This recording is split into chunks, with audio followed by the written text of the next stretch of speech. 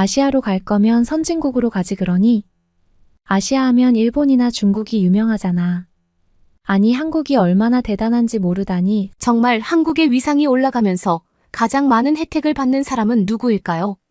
당연히 한국인인 우리가 많은 혜택을 볼 테지만 그 이상으로 많은 혜택을 보는 사람들이 있습니다. 바로 한국에서 오랫동안 살아왔던 외국인들인데요. 그들이 갖고 있는 한국에 대한 지식은 한국의 위상이 높아짐에 따라 큰 재산이 되고 있습니다. 오늘 소개해드릴 사연은 10년 넘게 한국에서 거주했던 영국 여성의 사연입니다. 그녀는 수업 중에 들었던 교수님의 한국 칭찬 때문에 한국에 오게 되었다고 하는데요. 더 놀라운 점은 한국을 칭찬했던 교수님조차 그녀의 한국행에 대해서는 회의적이었다고 합니다. 하지만 현재 그녀는 그 선택을 아주 자랑스럽게 여기고 있다고 하는데요. 과연 그녀에게는 무슨 일이 있었던 걸까요? 영국 여성의 사연입니다. 감동시작 애청자 여러분. 영상 시작 전 좋아요와 불우이웃을 위해 끝까지 시청 부탁드립니다. 안녕하세요. 저는 영국인 레베카예요. 사람들은 항상 말해요. 좋은 스승을 두는 건 중요하다고요. 인생의 방향성을 알려주는데 꼭 필요한 사람이기 때문이죠. 저는 올해 대학을 졸업하고 이미 성공한 삶을 살고 있어요. 지역신문에 기대되는 젊은 여성 사업가로 주목받을 만큼 저의 행보가 늘 쟁점이 되고 있거든요. 그렇게 된 건 모두 대학 때 만났던 교수님 덕분이에요. 저에겐 제 인생을 변화하게 만들어줄 좋은 스승으로 항상 강연할 기회가 있으면 빼놓지 않고 말하고 있어요. 그만큼 제가 어린 나이에 성공할 수 있게 해주신 분이거든요. 이렇게 이야기하면 대부분은 저를 열정적으로 가르쳤다고 생각하실 수 있어요. 하지만 그런 건 아니랍니다. 그분이 저에게 해준 건 새로운 세계에 대한 호기심이었어요. 그 수업은 세계 추세에 대해 알고 영국이 어떻게 세계를 앞서갈 수 있는지에 대해 배우는 시간이었죠. 세계에는 많은 나라가 있고 그 나라 국민들은 자신들의 나라를 사랑할 거예요. 너무 당연한 이야기로 저 수업을 듣는 학생들 모두 그런 생각을 가지고 있었거든요. 하지만 그 수업이 끝나가는 한 학기 무렵에는 전 한국으로 시선을 돌리게 되었습니다. 왜냐하면 그 교수님이 한 학기 내내 한국에 관해 이야기하는 바람에 한국이 궁금해졌거든요. 처음 한국을 이야기한 건 오래된 역사를 지닌 유럽 나라들을 이야기하면서였어요. 아시아의 나라들도 유럽처럼 오랜 역사를 지닌 곳들이 많다는 게 공통된 주제였죠. 다른 점이 있다면 발전했던 유럽 나라들과 다르게 아시아엔 세계의 내로라 발전할 나라가 없다는 게 비교 대상이었습니다. 그러다 한국 이야기가 나왔죠. 특별한 예가 있다면서요. 한국이 근대화를 접한 건 영국보다 100년이나 뒤처진다고 했어요. 그런데 요즘 한국을 보면 그 100년의 세월이 무색할 만큼 압도적인 발전을 했다고 했습니다. 물론 지금 한국을 아는 분들이라면 그게 어때서라고 반문하실 것 같아요. 이미 알려진 사실로 세계 각국에서 한국의 기술력을 배우기 위해 한국으로 가는 사례들을 쉽게 찾을 수 있으니까요. 하지만 제가 대학교 시절 교수님이 한국에 관해 이야기할 땐 지금으로부터 10년 전으로 거슬러 올라간답니다. 그땐 지금처럼 한류 열풍이 부는 시기도 아니었어요. 관심 있는 사람들은 물론 있었겠죠.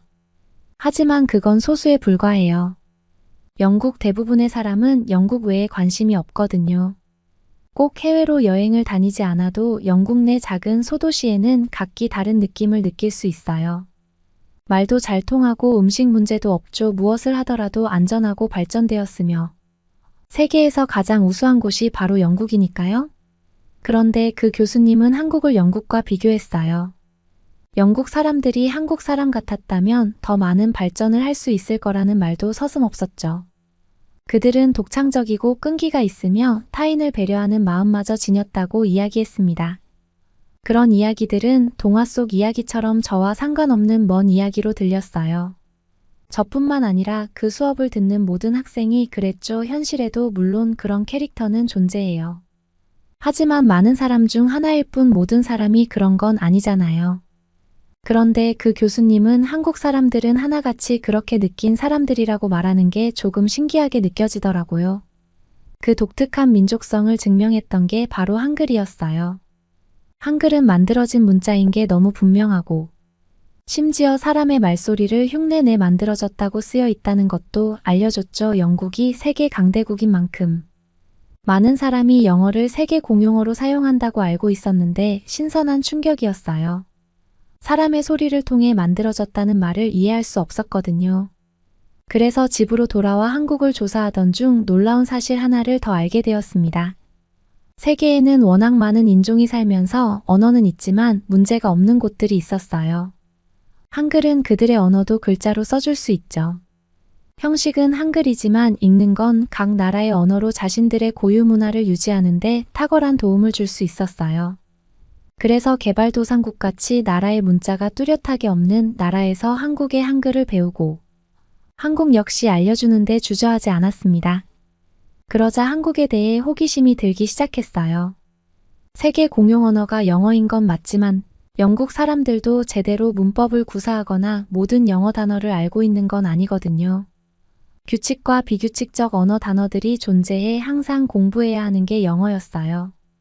그래서 말하는 것으로도 상대방의 지식 수준을 판가름할 수 있는 게 영어라면 영어일 수 있으니까요. 하지만 한국의 언어인 한국어는 다르다는 게 신기하게 다가왔습니다. 그런 나라가 있다는 건 어쩜 먼 미래지만 문화적으로 강국이 되고 결국 세계에 영향을 끼칠 수 있는 게 아닐까 하는 관심이 생기기 시작했죠. 그런 의문이 꼬리에 꼬리를 물었고 결국 저는 대학을 졸업하고 한국으로 유학을 떠나기로 결심했습니다. 저는 젊었고 무한한 가능성을 실험하고 싶은 실험 정신도 투철했거든요. 유학하러 간다고 했을 때 부모님들은 좋아하셨어요. 배움은 끝이 없고 젊을 때 배우는 게 더 효율성이 높다고 생각하셨거든요. 한국이라는 곳을 알려드리자 당황하셨죠. 10년 전만 해도 한국은 지금처럼 영국에 많이 알려진 게 아니라 그 나라가 어디에 있냐고 물으셨답니다. 아시아라는 이야기에 아시아면 일본이 강대국이고 제일 잘 사는 나라가 아니냐고 저에게 물으셨어요. 부모님 세대에는 일본이 어느 정도 잘 알려져 있었으니까요. 그래서 아시아 하면 중국이나 일본만 알고 계셨죠. 한국은 중국과 일본 사이에 있었거든요. 지나칠 정도로 한국이 발전이 덜 되었거나 특이성이 없는 게 아니라는 생각이 들면서 오기가 생겼습니다. 내 생각이 틀리지 않았다는 걸 증명하고 싶었죠. 대학 동기들에게 한국으로 유학하러 가겠다는 말을 했을 때 웃더라고요. 교수님의 이야기를 너무 진지하게 받아들였다고요. 교수님에게 말했을 때도 마찬가지였습니다. 저는 교수님이 자랑스러워할 줄 알았거든요. 그런데 아니었죠. 자신이 한국에 대해 좋은 이미지라고 알려준 건 맞지만 정말 그곳에 어떤 목적을 가지고 가는 건 장담할 수 없다는 거였어요. 하지만 전 이미 한국이라는 나라에 확신이 있었고 결국 유학을 떠나게 되었습니다. 사실 한국에 처음 왔을 때 첫 느낌이 크게 와닿았던 건 아니었어요. 새로운 세계에 왔다는 느낌만 있을 뿐 한국에 대한 정보를 찾고 온 건 아니었거든요. 유학의 목적도 학업을 계속한다기보단 한국어를 빠르게 배워 그와 관련된 일을 하고 싶은 생각이 강했습니다. 그래서 우선 대학교에서 운영하는 어학당에 등록했어요. 그리고 한국어를 배우며 느꼈던 건 언어가 주는 풍부함에 제 선택이 틀리지 않았다는 거였어요. 무언가를 시작했던 것도 아니고 한국어 하나만 배우고 있었는데 그걸 충분히 느낄 수 있었죠. 영국에는 파란색을 나타내는 단어가 많지 않아요. 연하거나 진하다는 것과 같은 느낌을 더할 수 있을 뿐이니까요. 하지만 한국은 정말 다양한 색상 표현이 있다는 걸 알고 놀랐습니다. 그 후에 든 생각은 한국 문화가 잘 알려지지 않은 건 한국어가 주는 어휘력이 너무 깊고 풍부해서 그걸 담아낼 수 있는 다른 나라 언어가 없다는 점이었어요. 그래서 저는 한국이 매력 있고 영국 시장에 충분히 좋은 반응을 끌어낼 수 있다는 생각이 들었습니다.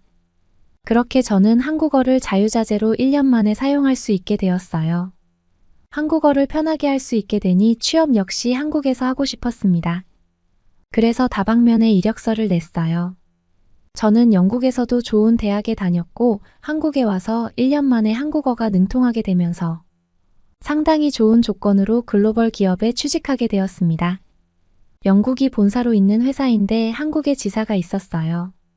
한국인들을 채용하고 관리하기 위해 한국을 잘 알고 있는 인재가 필요했죠. 제가 그 적임자로 상당히 좋은 조건에 한국에서 일하게 되었습니다.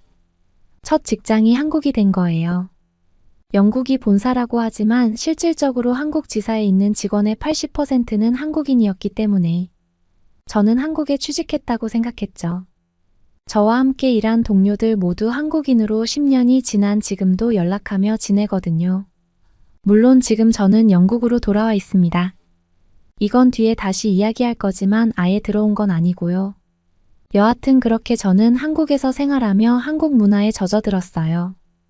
영국에서 직장을 다니는 친구들과 다른 점이 있다면 회식 문화라고 할 수 있을 것 같아요. 지금은 제가 처음 직장을 다녔던 10년 전보다 많이 자유스러운 분위기로 강요 같은 게 없지만 그때만 하더라도 조금 강요 아닌 강요를 하는 분위기였거든요. 그 분위기가 당연히 익숙하지 않고 편하게 느껴지지 않았어요. 그런데 10년을 지나고 보니 어느 정도는 필요한 것 같다는 생각도 한답니다. 왜냐하면 그땐 사실 업무의 연장이라는 말을 이해하지 못했거든요. 회사에서 많은 시간을 계속 보내는데 회사 밖에서도 만난다는 생각이 조금 부담으로 느껴졌죠. 그런데 요즘 세대들과 비교해보니 필요한 것 같아요. 요즘 친구들은 회사 업무 시간에서도 각자의 선을 딱 지키는데 회사는 톱니바퀴처럼 맞물려 가야 하잖아요. 그렇지 않더라고요. 근데 정말 웃긴 건 영국의 대학 동기들 역시 이런 제 생각을 이해하지 못하는 거예요. 회사라는 큰 단체는 개인이 운영하는 게 아니기 때문에 나 혼자 잘한다고 잘 굴러갈 수 없는데 말입니다. 답답한 마음에 한국 직장 동료들하고 이야기했는데 그들은 제 말을 이해했어요. 그리고 생각했죠. 반한국인이 다 되었다고 말입니다. 그런 생각들을 하고 요즘 한국에서 영국으로 돌아왔을 때 대학교 교수님을 찾아갔어요. 제가 한국으로 간 이후에도 꾸준히 메일로 안부를 주고받았거든요. 제가 잘 지내는지 궁금해하시면서 성공된 삶을 사는 걸 항상 자랑스러워 하셨어요. 10년 동안 한국에서 열심히 지내다 다시 영국 본사로 왔을 땐 경영진으로 파격 승진을 했거든요. 그게 가능했던 건 미래를 내다보고 준비하고 노력했던 부분들이 상당히 플러스로 작용하였어요. 물론 업무 성과도 무시할 수 없죠 하지만 저는 거기에 만족하지 않아요. 한국에서 지내보니 영국의 미래에 뭐가 필요한지 막연한 느낌이 와 제 사업을 시작했거든요. 앞에서 잠깐 언급했던 것처럼 그 분야에서 인정받고 있고요. 여하튼 그래서 교수님을 찾아가니 교수님이 저에게 강연을 요청하셨어요. 거창하게 요청이라고 말하는 건 뭐하지만 후배들에게 귀감을 줬으면 좋겠다는 말씀이었죠. 저는 흔쾌히 수락했고 교수님이 항상 한국의 장점들을 이야기하던 그 자리에 서서 한국에서 직접 생활한 경험담을 전하는데 감회가 새롭더라고요. 많은 학생이 제 이야기를 듣고 있었지만 저의 동기들처럼 흘려듣겠죠. 그리고 저처럼 많아야 한 명만 실천으로 옮기며 영국의 수많은 학생과 다른 출발점에 서게 될 거라는 게 기대되었어요. 그리고 그 후배는 또 10년쯤 지나 저처럼 이렇게 강단 위에 서겠죠. 그래서 제 강연의 마지막은 무엇이든 선택은 자유고 그 결과는 온전히 자기 몫이라 전했어요. 그리고 다른 선택엔 용기가 필요하겠지만 달랐다는 이유만으로 오히려 플러스되는 점들도 분명히 있다고요. 그 모든 건 젊은 나이이기에 가능하다며 그들의 미래에 축복도 빠지지 않고 해주었답니다. 그래서 요즘 영국에서도 바쁘게 지내는데요. 영국에 계속 있을 게 아니라고 말했던 건 부모님 건강이 조금 좋지 못하기 때문입니다. 저는 다시 한국으로 가야 하는데 부모님이 영국에 계시면 계속 신경이 쓰일 것 같거든요. 부모님과 함께 한국에 갈 준비를 하고 있어요. 큰 병은 아니지만 당분간 꾸준한 관리가 필요할 것 같은데 부모님이 차를 직접 몰고 병원까지 오가는 건 너무 힘들 것 같거든요. 제가 한국에 10년 살아봐서 알잖아요. 한국은 병원이 가까운 곳에 있어서 병원을 오가는 게 어렵지 않아요. 큰 병원이어도 대중교통이 너무 잘 되어 있어서 부모님이 힘들게 운전하지 않아도 편하게 오가실 수 있고요. 그런 제 말들이 부모님께 잘 닿았으면 좋겠어요. 이해는 하시는데 선뜻 한국으로 나가는 게 마음처럼 되는 건 아닌 것 같더라고요. 다행히 제가 한국에 있던 10년 동안 제 예상대로 한국이 문화적으로 영국에 많은 영향을 준 것 같아요. TV의 유명한 쇼에도 한국 연예인들이 나와 인터뷰를 하는 장면들이 나오면서 저희 부모님 역시 한국을 알고 계셨거든요. 그래서 그나마 한국으로 함께 떠나는 게 수월해질 것 같은 느낌입니다. 가끔 인터넷에서 한국에 대한 이야기를 검색하면 한국이 여행 가기 좋은 곳이라는 글들이 많이 나와요. 때론 10년 전처럼 한국은 모르고 주변에 일본이나 중국만 알고 있는 경우도 있고요. 물론 요즘엔 한국의 연예인들이 잘 알려져 관심을 갖는 분들도 많은데요. 제 생각은 이제 시작이라는 점입니다. 그래서 제가 하는 사업 역시 한국과 관련된 거고요. 이렇게 글을 쓰는 이유는 저 같은 사람들이 있다면 도움이 되셨으면 해서랍니다. 한국 하면 문화 강국으로 여행하기 좋은 곳, 안전한 곳으로만 생각하는 게 좀 안타깝거든요. 실제로 보면 배울 점도 많고 한국어 하나만 언어민처럼 해도 한국에서는 상당히 경쟁력 있는 외국인으로 할 수 있는 일들도 많아요. 그리고 그렇게 경력을 쌓고 자국으로 돌아가면 또 다른 기회의 문이 열리고요. 여행으로 짧게 다니는 거 말고 좀 더 길게 미래를 위해 한국이라는 나라에 가보시는 걸 권해드리고 싶습니다. 그렇게 된다면 저처럼 젊은 나이에 훨씬 더 나은 미래가 기다릴 수 있거든요. 저의 인생 스승은 대학교 교수님이셨던 것처럼 여러분의 인생을 바꿔줄 스승이 제가 남긴 이 글이 되길 소망하며 이만 줄일게요. 여러분은 이번 사연을 통해 어떤 것을 느끼셨나요? 수업에서 듣게 된 한국 이야기로 인해 인생이 바뀌게 되었다는 영국 여성의 사연이었습니다. 쉽지 않은 여정이 되었지만 한국에서의 10년이란 시간은 그녀에게 큰 자산이 되었는데요. 그동안 한국은 글로벌 시장에서 영향력을 행사할 수 있는 나라로 성장을 했고 한국 문화는 세계인들의 마음을 사로잡았습니다.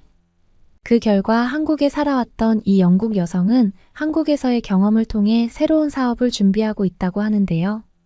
앞으로도 한국을 사랑하는 많은 외국인들이 한국과 함께 성장하는 좋은 동반자가 되었으면 좋겠네요.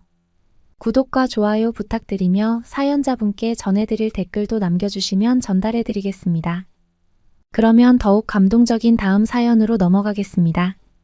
당신들 한국에서 뇌물 받고 조작한 거지? 이 결과가 도대체 말이 된다고 생각해요? 한국은 핵도 없는 나라인 거 모르세요? 올해 전 세계 145개국 중 전 세계에서 가장 강력한 국가 순위가 얼마 전에 발표되었습니다. 이 결과 발표는 이 큰 회사의 앞날을 결정하는 가장 중요한 발표였기 때문에 모두가 그 결과를 긴장하며 기다리고 있었다고 합니다. 하지만 이번 결과를 확인한 캐나다인들은 결과를 보곤 모두가 심각해져 머리를 감싸곤 어떻게 해야 하냐며 우선 긴급회의를 소집하기로 했는데요. 그들은 자신들의 결과도 믿을 수 없었지만 한국의 결과는 절대로 인정할 수 없다며 강력하게 항의하기 시작했습니다. 그러면서 결과가 조작된 거라며 전화로 윽박지르는 소리가 들려오는데요. 대체 어떤 결과를 본 거길래 이들은 이런 소란을 피우고 있는 걸까요? 함께 오늘의 사연 들어보도록 하겠습니다. 안녕하세요. 저는 캐나다 오타와에 살고 있는 세르비아라고 합니다. 얼마 전에 저는 제 의도는 전혀 없이 갑자기 발령나서 가게 된 한국에서 그간 내가 살아온 전반적인 인생 전부가 얼마나 엉망진창이었는지 깨닫는 경험을 하게 되었고, 이 경험은 제가 여태껏 살아온 인생뿐 아니라 잘 다니고 있던 직장의 이직까지 생각해보는 계기가 되었습니다. 캐나다에서 그래도 중상류층쯤에서 태어난 저는 나름 엘리트 과정을 그대로 거치고 유명하다는 코스를 지나 방산업체에 취직하게 되었는데요. 취직과 동시에 많은 성과를 내며 드디어 제가 바라던 우리나라를 대표할 정도로 유명한 N사로 이직까지 성공하며 나름 친구들 사이에서도 승승장구하고 있던 중이었습니다. 다른 친구들보다 훨씬 더 많은 연봉을 받으며 나름 제 삶에 크게 만족하고 있었죠. 분명 친구들 사이에서도 가족 내에서도 저는 꽤 잘된 케이스 중 하나로 불리는 성공한 삶이었는데요. 문제점을 깨닫기 시작한 건 집을 나와 독립을 하면서부터였던 것 같습니다. 저에게는 아주 오래 사귄 남자친구가 있었는데요. 이제는 둘의 미래에 대해 더 나아가기 위해 집에서 나와 살기로 했어요. 최근에 계속 서로에 소원해지고 멀어진 것 같은 기분이 들었거든요. 그래서 저는 둘만의 시간을 늘리기 위해 어차피 곧 결혼도 할 사이니 미리 함께 살자고 했죠. 캐나다에서는 결혼 전에 동거를 하는 문제가 아주 자연스러운 일이라 양가 부모님도 모두 알고 있었고요. 같이 지내면서 나아질 거라 생각했지만 우리 사이는 어느새부터인가 보이지 않는 벽 같은 게 있는 것 같은 느낌이 들었어요. 그리고 워낙 각자 일이 바빠 함께 사는 동안 우리 얼굴도 거의 보지 못하고 지냈죠. 저는 우리 관계 회복을 위해 남자친구가 좋아하는 음식도 하고 기다려봤지만 그때마다 타이밍이 어긋났던 건지 만나기가 쉽지 않았는데요. 저는 우리 관계를 회복하고 싶었는데 그게 쉽지 않았어요. 마음이 많이 안 좋았지만 그래도 일이 바빠서 괜찮았어요. 이직을 한 지 얼마 되지 않아서 제 능력치를 보여줘야 살아남을 수 있었어요. 워낙 들어오기 힘든 자리라 지켜야 했죠. 저는 꿈의 회사라고 생각했던 이 회사를 다니면서 동시에 독립까지 하게 된 지 얼마 지나지 않아 현실을 깨닫게 되었어요. 왜냐하면 제 월급이 그래도 제 친구들에 비해 높은 편인데 집세와 세금, 카드가, 식비 등 생활비를 지출하고 나면 그야말로 남는 돈이 단 한 푼도 없었거든요. 저는 이 나이 때쯤 되면 어느 정도 저를 위한 마사지나 피부 마사지 혹은 체형 교정이나 건강을 위한 운동도 당연히 할 수 있을 거라 생각했어요. 그리고 1년에 한 번쯤 응원하는 국가로 여행도 갈 수 있을 정도의 여유도 생길 거라 생각했습니다. 적은 금액이지만 저를 위한 적금도 들 수 있을지 모른다 기대했고요. 하지만 현실은 그와 달라도 너무 달랐어요. 부모님 품을 벗어나 사는 일은 가시밭길이었거든요. 뭐 처음이야 이사하느라 돈이 많이 들어서 카드값도 많이 나오고 그래서 어려운 거라 생각을 했어요.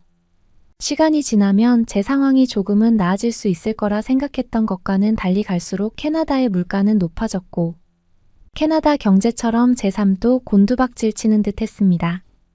캐나다의 집세는 악명 높을 정도로 비싸거든요. 꽤 좋은 집도 아니었는데 좁지만 그래도 직장에서 최대한 가까운 곳으로 구했죠. 그리고 캐나다의 세금은 소득세 제도에 따라 결정되는데 진보적인 소득세율이라 소득이 높아지면 세율도 어마어마하게 높아지는 구조를 가지고 있어요. 게다가 물가 상승을 하면서 세금도 높아져서 이전보다 5%나 오른 세금을 내야 해요. 캐나다에서는 사회보험이 가장 높은 수준으로 부과되는데 이 중에는 건강보험, 노후연금, 실업보험 같은 것들이 포함되어 있어요. 이것 말고도 자동차 등록세나 술과 담배에 대한 특별세 같은 것도 있죠. 왜 이렇게 세금을 많이 걷냐면 캐나다에서는 사회복지를 높게 제공한다는 이유라고 하는데 사실 아직 저는 젊어서 그런지 복지가 얼마나 좋은지 잘 느껴지지는 않았어요. 나이가 들수록 느낄 수 있다고 하는데 솔직히 제가 몇 살까지 건강하게 살 수 있을지 모르는데 젊은 날들에 이 많은 세금들을 납부하는 게 억울하게 느껴질 때도 있어요.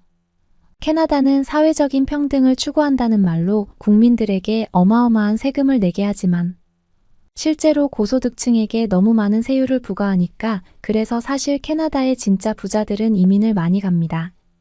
그 정도의 부자들이 빠진 세금에 대한 부담은 누가 질 것 같으신지 이제 좀 감이 오시죠? 저의 속사정은 전혀 고려되지 않은 이런 생활이 계속됐어요. 정말 화가 나는 게 원래 남자친구와 생활비도 월세도 반씩 부담하기로 했거든요. 그런데 남자친구가 핑계를 대며 차일피일 미루는 거 아니겠어요? 그러다 새로운 집에서 2달 정도가 됐을 때 큰 사건이 발생하고 말았습니다. 그날은 제가 야근을 하고 돌아와 집에 오니 좀 늦어졌어요. 오랜만에 남자친구와 집에서 요리를 해먹으며 소중한 데이트를 하기로 한 날이었어요. 저도 그러고 싶었지만 갑자기 결정된 야근으로 인해 제가 약속을 못 지키게 된 거죠. 미안한 마음에 원래 예정되었던 시간보다 훨씬 빨리 끝내고 집으로 달려가게 되었습니다. 미안하다고 깜짝 놀래 켜주려 했는데 문을 열자마자 본 광경은 충격적이고 순간 오바이트가 나올 것처럼 온몸이 떨렸어요. 신발을 벗으려 바닥을 보는데 제 인생에 처음 보는 낯선 여자 신발이 보였습니다. 순간 5만 가지 생각이 스쳐 지나갔어요. 내가 이런 신발을 샀던가 이게 그럼 왜 꺼내져 있지? 아니야. 이건 내 거가 아닌데 내 선물인가 누가 온 건가? 빠르게 많은 생각이 머릿속을 스쳤습니다. 그러고 떨리는 다리로 집 안으로 들어갔죠. 제 눈앞에 펼쳐진 광경은 정말 아직도 제 인생 최악의 한 장면으로 기억에 남았죠. 저희 집에서 저희 남자 친구가 다른 여자와 함께 데이트를 하고 있었던 겁니다. 제가 산 저의 소파 위에 앉아 다정하게 앉아있는 둘을 보고 정말 화가 나더라고요. 그간 우리가 왜 그렇게 멀어진 건지 벽이 느껴졌던 건지 이유에 대해 깨달을 수 있었어요. 더 화가 나는 건 남자친구의 뻔뻔한 태도였습니다. 우리가 결혼한 사이도 아닌데 무슨 문제냐며 월세를 내가 반은 내기로 했으니 반은 자기 공간이라면서 어이가 없는 말을 했죠. 그렇게 저의 연애는 그날 이후 막을 내리게 되었습니다. 저는 내쫓듯 그 자식을 제 집에서 내보냈어요. 복수의 한 방법으로 그와 관련된 모든 물건들을 찢고 폐기해버렸죠. 그런데 제 행동에 엄청나게 화가 났나 봐요. 그도 저에게 복수를 한다면서 어떻게 했는지 아세요? 제 카드 한 장이 깜빡하고 그 남자친구에게 있었는데 그 카드로 자기 새로 이사갈 집에 가전제품들을 샀더라고요. 작은 것들을 사도 화가 나고 황당한 일인데 그 금액을 결제하다니요. 무려 가전제품을 말이죠. 저는 순식간에 갚을 돈이 눈덩이처럼 불어나 버렸습니다. 경찰에 가서 이야기하고 신고를 했더니 이건 두 사람의 개인적인 일로 발생한 감정적인 문제 아니냐. 어떻게 할 수 없다는 말만 했습니다. 소송을 할 수 있는데 그럼 시간도 돈도 많이 들 거라며 원하시면 그 방법이라도 하라는 말만 하더군요. 그 이야기를 듣고 나오는 경찰서 앞에서 분노가 치밀어 올랐습니다. 제가 할 수 있는 거라고는 그 카드를 취소해서 다시는 쓰지 못하게 하는 거였고 혹시 몰라 전화번호와 제가 가지고 있던 카드도 싹 다 새로 발급받아 버렸습니다. 사귈 때는 그렇게 서로 좋아하고 아꼈던 사이였는데 헤어지고 나니 남보다 못한 사이가 되다는 게 참 허무하더라고요. 하지만 우리나라에서는 워낙 결혼을 하지 않고 동거만 하는 쪽들이 많기 때문에 어디서도 자주 보는 그런 일이었고 실제로 살면서 아이도 낳고 살았다 하더라도 바람 피우는 경우가 많아서 법적으로도 어떤 인정이나 피해 보상을 받을 수 없습니다. 그냥 당하는 사람만 억울한 일이죠. 저는 그 어마무시한 카드값이나 갚아야 했어요. 부모님께 이야기하면 당연히 갚아주셨을 분들이지만 첫 독립부터 이런 일을 당했다고 부모님에게 어떻게 이야기할 수 있겠어요. 조금 시간이 걸리겠지만 제 선에서 아직 갚을 수 있는 정도라 제가 그냥 더 아끼면서 많은 부분을 갚으려고 했어요. 안 그래도 턱없이 부족한 타이트한 월급과 제 생활은 나아지질 않았어요. 눈치도 없는 물가는 계속해서 상승하고 제가 상상하던 독립한 싱글 라이프와 참 많이 다르더라고요. 속이 말이 아니었죠. 엎친 데 덮친 격으로 회사까지 예전보다 사정이 안 좋아졌습니다. 거의 경제 상황이 최악으로 치달으고 기업들에서 직원들의 임금을 올려주는 것에 대해 불가능한 수준까지 갔거든요. 회사 측에서는 싫으면 나가라는 태도였어요.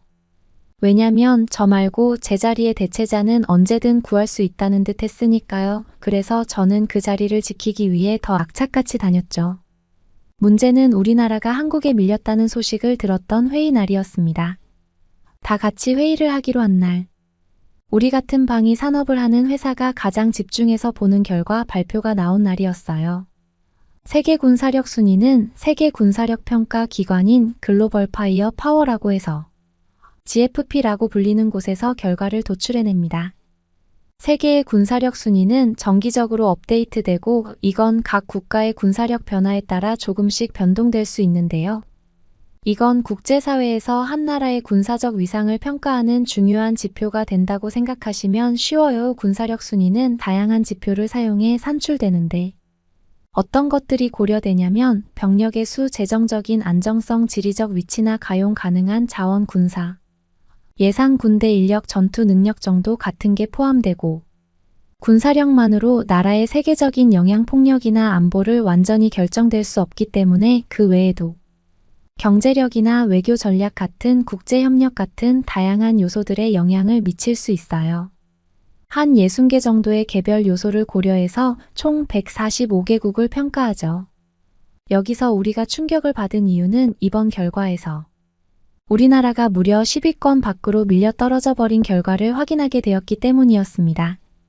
이건 정말 경악할 만한 긴급한 일이었습니다. 세계 군사력 순위는 복잡하고 논쟁이 많은 주제일 수밖에 없어요. 세계 정치와 안보에서 중요한 요소로 남아있죠. 국가들이 군사력을 평가하는 건 우리가 국가들 간의 갈등과 협력의 잠재력을 더 잘 이해할 수 있게 해요. 군사력 순위는 국가들의 군사적인 능력과 리소스, 무기 장비 인력 등을 정량화해서 비교하고 순위를 매길 수 있게 하죠. 이를 통해서 세계 각 국가의 군사적 우위를 점할 수 있고 약점도 파악할 수 있기 때문에 정말 중요합니다. 그런데 그런 곳에서 캐나다가 10위권 밖으로 밀렸다는 건 도저히 믿고 싶지 않은 결과였습니다. 한 번도 캐나다가 강하지 않다는 생각을 해본 적도 없었고, 캐나다의 경제도 세계에서 가장 강력한 국가 중 하나라고 생각했어요. 아마 캐나다 사람은 분명히 그렇게 생각할 거예요. 그리고 군사력은 세계 군사력에서도 항상 높은 순위를 차지하고 있는 나라임이 분명했어요. 병력도 20만이 넘고 290기의 핵무기까지 보유하고 있죠. 그런 우리가 방위산업으로 강국인 건 너무도 당연한 일이라고 생각했어요. 캐나다는 역사적으로 강대국이었다는 자부심이 저에게도 있었으니까요. 세계 최고의 무기 수출국 중 하나인 우리나라에게, 특히 우리 회사에게는 충격적인 결과 발표였습니다. 그리고 CNN 뉴스에서 뽑은 2024년 세계에서 가장 강력한 10대 국가에서도 우리는 거의 간신히 턱걸이를 하고 말았어요. 이것은 리더십, 경제적인 영향력, 정치적인 영향력, 국제동맹, 군대 등이 요소가 되는데요. 여기서 우리가 밀렸다는 게 도저히 믿을 수가 없었습니다. 그것뿐이면 말을 안 하죠. 2023년에 국방부문에 최고 성과를 낸 나라에서 브라질, 폴란드, 일본, 호주, 한국만이 랭크되었다는 걸 확인한 순간 이건 정말 큰일이 생겼구나 싶었어요. 이런 결과는 방산산업에는 지대한 영향을 미치거든요. 우리 회의에서 가장 화두가 됐던 건 바로 한국은 무려 145개국 중에 5위를 차지하고 우리처럼 강대국이 10위권 밖으로 밀렸다는 소식에 절망하는 이야기뿐이었어요. 다른 나라야 그럴 수 있다고 치지만 핵도 없고 하물며 그렇게 조그만 나라에서 말이 되는 일이냐며 이건 분명 결과에 문제가 있다는 의견이 나왔죠. 한국 방위산업업체에서 뇌물이나 수상한 행동으로 결과를 조작한 거 이거라는 말도 나왔어요.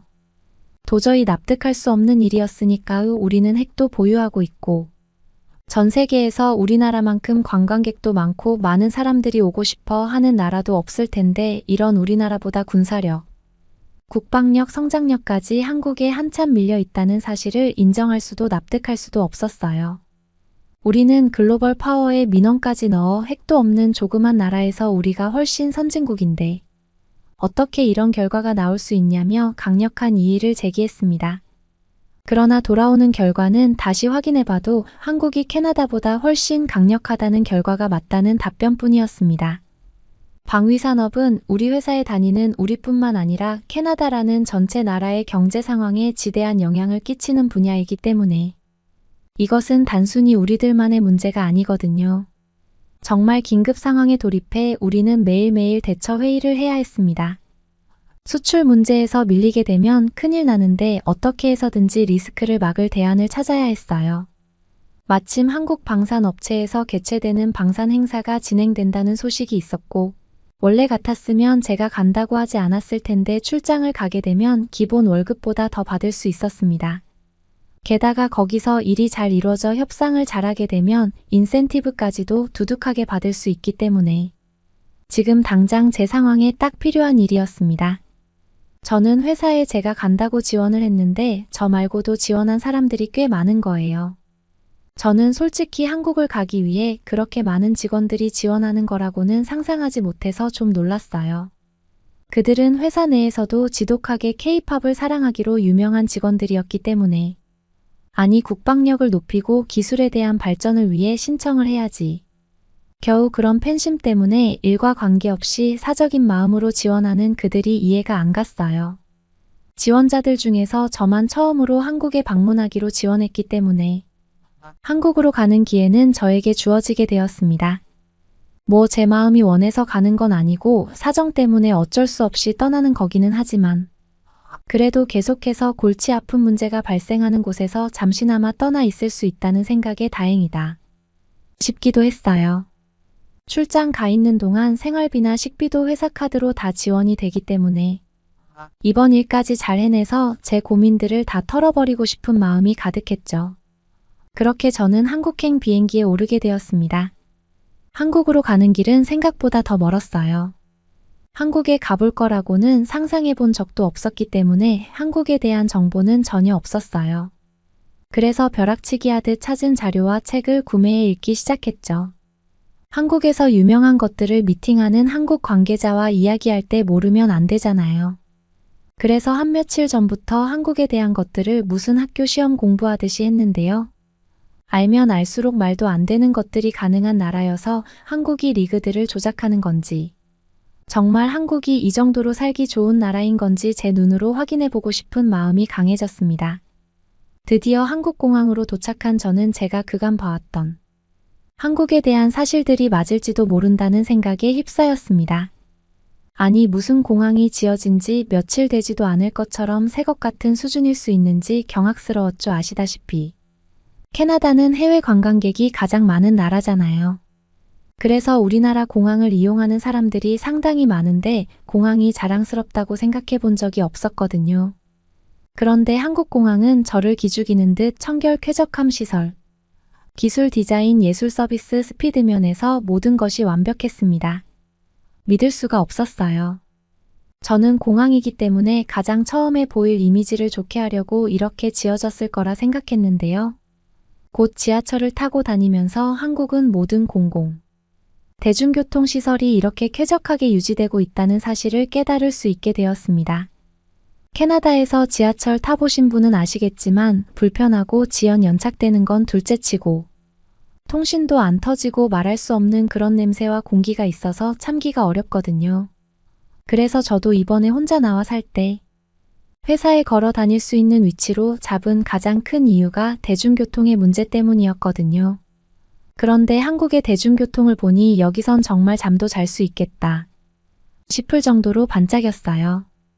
모두가 휴대폰을 해도 통신이 가능했고 무료로 와이파이까지 사용할 수 있었는데 그 속도가 정말 대단했죠.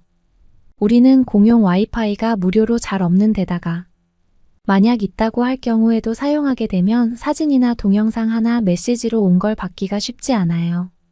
한국이 IT나 통신 분야에서 엄청난 기술력을 가진 삼성의 나라라는 건 익히 들어 알고 있지만 이 정도일 줄이야 처음 겪어보는 저로서는 당황스럽기만 했습니다. 더 당황스러운 일은 이제 또 발생하게 됐어요. 제가 가야 할 곳은 신도림이라는 역이었거든요.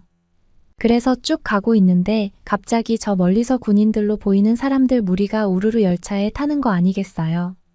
저는 순간 겁이 나고 무서웠습니다. 캐나다에서는 이렇게 많은 군인들을 한 번에 일상에서 마주한다는 건 어떤 위험한 상황을 맞이했다는 소리거든요. 저는 침을 꼴깍 삼키며 다음 지하철역에 내리려고 준비했어요. 하지만 주변을 둘러보니 저 빼고 아무도 개의치 않아 하는 걸 느끼게 되었습니다. 황당해서 어떻게 해야 할지 모르고 있는데 그런 저를 유심히 보고 있던 한국인 신사분께서 유창한 영어로 처음엔 놀랄 수 있는데 그냥 휴가 나온 군인들이에요. 걱정 마세요 라는 말을 했습니다. 저는 휴가 나온 줄 어떻게 아세요? 저 사람들과 아는 사이예요 라고 저는 의아했어요. 아니 갑자기 대뜸 와서는 그들이 휴가 나왔는지 어떻게 알아요? 약간 경계할 수밖에 없었어요. 그런데 그 남성분은 저들은 해병대라는 한국의 해군인데 휴가 나올 때 입는 제복을 입었기 때문에 알 수 있다고 하셨어요. 저에게 설명해준 그 남자도 해병대 출신이라 잘 알고 있다고 했죠. 어쩐지 그 군복은 제가 알던 한국 사람들의 군복과 조금 다른 모양이었어요. 특이한 모자와 코트를 입더라고요. 공군과 해군은 근무복과 코트를, 해병대는 정복과 코트를 추가로 지급받아 휴가 때 그렇게 입고 나가기 때문에 아는 사람들은 그걸 알아볼 수 있다고 했어요. 그리고 한국에서는 많은 군인들을 일상생활에서 보는 건 익숙한 일이라 별일이 아니라는 말을 해주었죠. 이미 의장대도 비슷한 옷을 입고 캐나다에서도 군복이 있긴 하지만 한국 해병대의 군복은 굉장히 남성적이면서도 특히 빨간 명찰이 상당히 강렬하게 기억에 남았어요. 그 신사분 덕에 흥미로운 사실을 알게 해주어 감사하다고 했죠. 그분은 한국 해군력은 세계 최고라며 저에게 말을 하셨어요. 아니 제가 방산 전문가인데 그것도 모를까 봐요. 그런데 저 병력들은 병사라고 말했어요. 병사가 저렇게 멋있을 수 있는 건가요? 저는 해병대 군인들의 모습에 솔직히 좀 넋을 잃었어요. 한국 사람들은 키가 작고 마르고 왜소할 거라고 생각했는데 제가 봤던 캐나다 남자들보다 훨씬 건장하고 다부진 체형을 가지고 있었거든요. 신도림역까지 가는 방향이 맞아 그 남성분과 한국의 군대에 대해 더 들을 수 있었는데요. 그분은 제가 방산업체 관련 사람인 줄 모르고 솔직한 한국의 군 이야기를 해줄 수 있을 거라 기대했기 때문에 저는 그 대화가 무척이나 즐겁게 느껴졌어요. 그분과 이야기하던 것 중에 인상적이었던 건 한국 남성의 80% 이상이 군대 경험이 있기 때문에 유사시에 바로 전선으로 투입도 가능하다고 했죠. 또 전역을 하고 나서도 끝이 아니라 예비군 훈련이라고 해서 계속해서 국방력을 소홀하게 하지 않고 그래서 예비군만 하더라도 300만이 넘고 최소 50대까지 남성들까지 하면 1000만 명이 기본으로 넘어간다고 할 수 있었어요. 대한민국의 인구의 5분의 1이 유사시 대응할 수 있는 능력을 가진 사람들이라고 생각하니까 어벤져스처럼 느껴졌어요. 간혹 저도 그랬지만 북한과 한국의 사이에서 한국을 걱정하기도 하는 사람들이 있었는데 그럴 필요가 전혀 없었다는 생각이 들었어요. 하긴 한국은 국방력이 세계 5위로 우리나라도 앞서버렸는데 반해 북한은 34위에서 오히려 36위로 내려갔으니 걱정할 필요가 없는 문제죠. 저는 이 남성과의 대화를 통해 잘 알 수 없었던 한국의 군대가 몇 년을 가는지 징병제와 모병제의 차이가 무엇인지까지 자세히 설명해 주셨습니다. 그는 해병대에서 오래 근무하다가 지금은 다른 일을 위해 나왔다고 했어요. 어쩐지 일반인이 이렇게 잘 알 리가 없는데 너무 상세하게 알고 있어서 이상하다 싶었는데 그런 이유가 있었더라고요. 그와의 대화를 통해 왜 한국이 핵도 없는데 왜 그렇게 막강한 국가 안보 위력을 가졌는지 알 것 같았습니다. 드디어 신도림역에서 내려 오늘 만나기로 한 한국방산업체 관계자와 인사를 나누고 간단한 미팅을 했습니다. 이곳은 한국에서도 아주 유명한 곳이라서 미팅 잡기도 쉽지가 않았거든요. 한국에서 아주 유명한 방산업체였어요.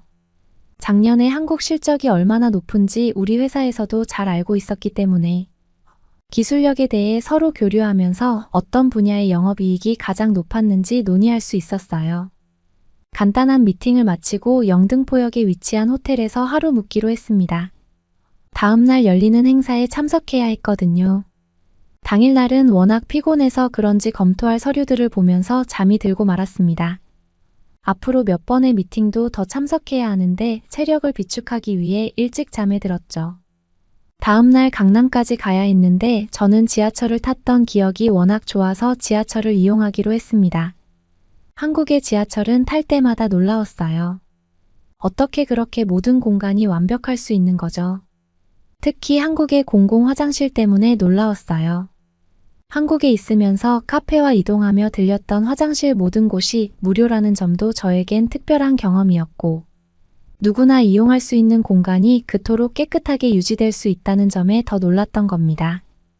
카페 화장실에는 제가 알기로도 굉장히 고급 브랜드의 핸드거품 비누도 핸드크림도 놓여 있었는데 한국 사람들은 아무도 그것을 가져가지 않고 자신이 필요한 딱 그만큼만 이용하고 내려놓더라고요. 캐나다는 화장실이 없기로 악명이 높잖아요. 실제로 공용 화장실, 공공 화장실이 없는 게 맞아요. 가려면 돈을 내고 가면 되는데 아이를 둔 부모나 화장실을 자유롭게 참기. 어려운 노인분들에게는 어려움이 될 수밖에 없죠. 게다가 요즘은 또 고령화 시대로 접어들어서 노인분들이 활동하는 케이스가 크게 늘었는데 불편을 엄청나게 호소하고 있어요. 캐나다는 그 많은 세금을 걷어서 사람들의 복지를 위해 쓴다면서 한국을 안 본받고 뭐 하는지 모르겠어요. 새로 시공하고 공사하려면 많은 비용이 들어서 그런다는 걸 알고 있지만 그만큼 캐나다인들이 세금을 많이 걷거든요. 그런데 사람들을 위해 쓰여져야 할 세금이 진정으로 필요한 기본적인 것들조차도 해결해주지 못한다는 생각에 처음으로 사실은 우리나라가 많이 뒤처져 있다는 깨달음을 느끼게 됐던 것 같습니다. 캐나다를 단 한 번도 벗어나 본 적 없는 캐나다. 사람들은 무조건 캐나다인들이 가장 선진국이고 강대국이라는 생각을 했을 거예요. 우물 안개구리 같았던 제 과거가 좀 부끄럽게 느껴지더라고요. 한국이 이 정도의 기술력과 시민력 수준을 가졌는지 정말 잘 알지 못했던 거죠. 제가 한국에 대해 공부하고 왔던 사실이 진짜였다는 걸 느끼게 된 순간이었어요. 그뿐 아니라 한국 사람들은 줄도 잘 서고 양보도 잘하는 게 신기했어요. 분명히 모두 다 스마트폰을 보고 있었는데 어떻게 사고 하나 나지 않고 이런 질서를 유지하는 건지. 이런 것은 단기간에 이뤄진 것이 아니라 한국 사람들이 가지고 있는 민족성이 아닐까 싶었습니다. 각자 나라마다 가지고 있는 민족성이 있잖아요. 캐나다는 자유롭고 개개인을 중시해주는 독립적인 민족성이 있는데 반해 한국 사람들은 나보다는 타인을 우리를 그리고 더 많은 사람을 생각하는 게 외국인인 제 눈에도 단박에 보이더군요. 예를 들어서 노약자석과 장애인 임산부들을 위한 좌석을 분명히 아무도 없어서 앉아도 되는데 앉지 않고 비워둔다던가 힘들어 보이는 사람이 있거나 무거운 걸 든 노인들이 있으면 서슴없이 다가가 도움의 손길을 내미는 것은 보이지 않는 한국이 가진 강력한 힘이라는 생각이 들었어요. 이 부분에서 정말 크게 감명받은 거예요. 강남에 도착해 밖으로 나가 보고서는 더 놀랐어요. 한국은 정말 부자 나라였구나 라는 생각이 들더라고요.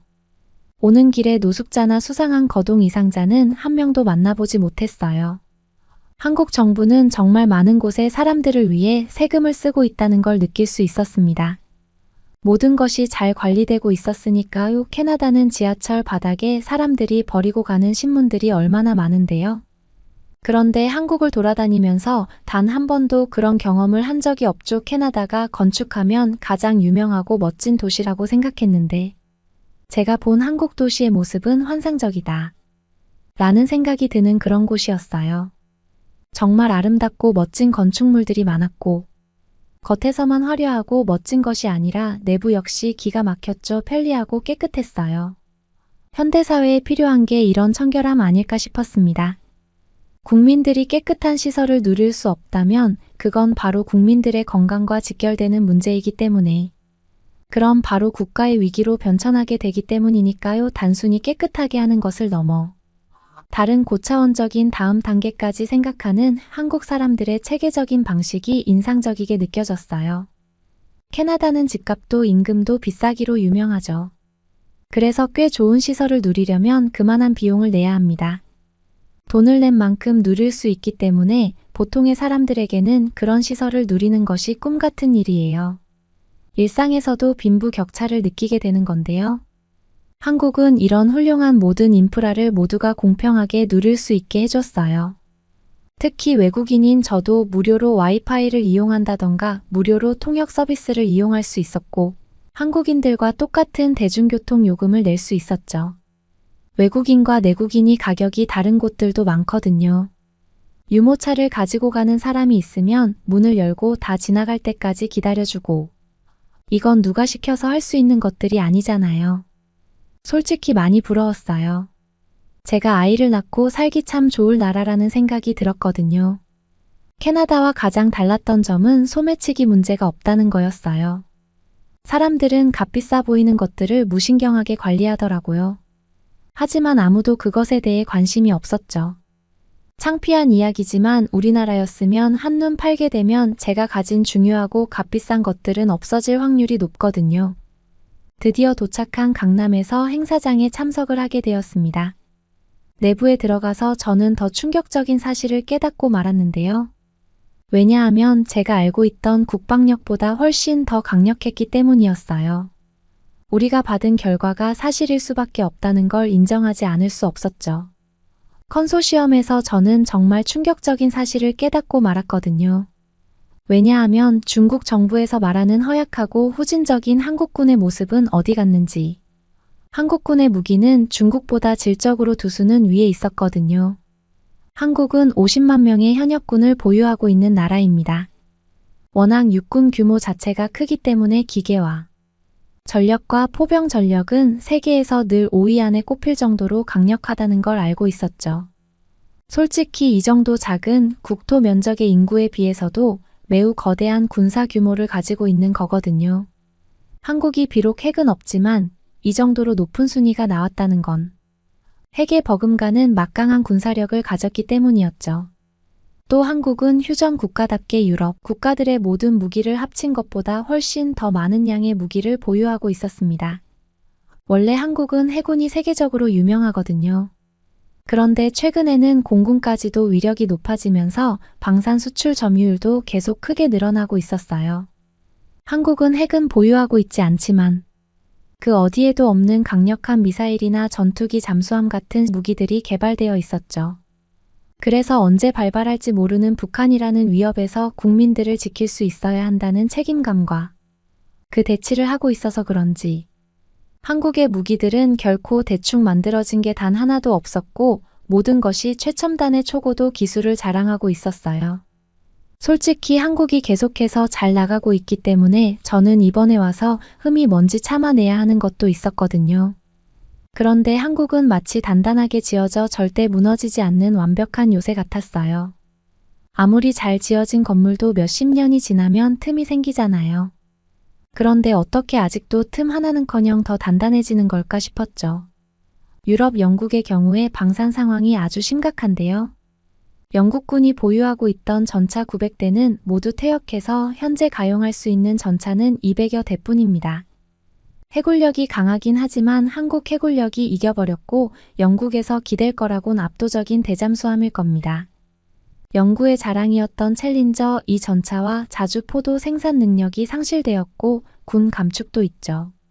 강력하던 나라가 시간이 가면서 이렇게 틈이 생기는 게 자연스러운 현상인데 한국은 전혀 아니라서 당황스러웠어요.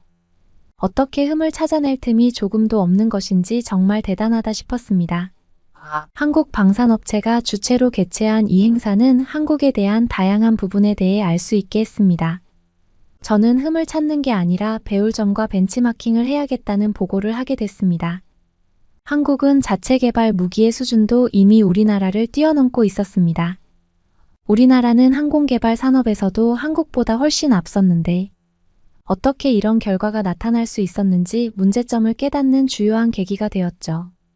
한국은 이미 받아놓은 수주만 해도 2025년대까지 거의 확정적으로 되어 있어서 우리 회사처럼 간절한 상황이 아니었어요.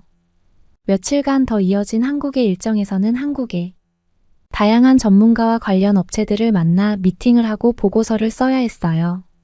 그러면서 적극적으로 배우려는 우리 회사의 자세를 긍정적으로 생각해준 한 업체가 회사와 협력을 맺어 함께 개발하는 사업을 해보는 것도 어떨지 제안을 해주셨어요. 큰 영광이자 저에겐 아주 커다란 성과였습니다. 회사에서 드디어 인정받을 수 있는 큰 건을 해낼 수 있을 기회가 코앞으로 오게 된 거죠.